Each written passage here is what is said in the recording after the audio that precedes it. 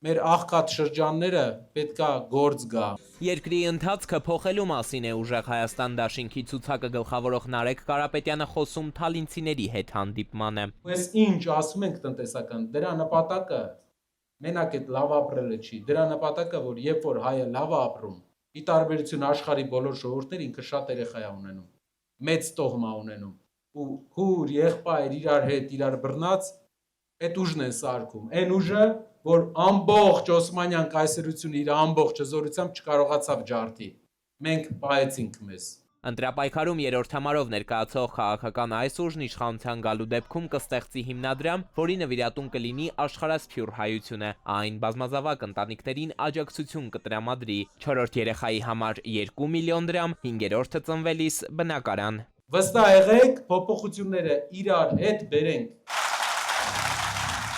Այսպես է ուժեղ Հայաստան դաշինքը նախատեսում կանխել մեր երկրի ժողովրդագրական ճգնաժամը, խթանել ծնելիության աճը։ Իշխանության ղեկին քաղաքական թիմը չի մոռանա նաև այն ընտանիքներին, որոնք բազմազավակ չեն, բայց գլխավերևում էլ սեփական կտուր չունեն։ Նրանք էլ տանտեր կդառնան աննախադեպ էժան հիփոթեկով, խոստանում է ուժեղ Հայաստանը։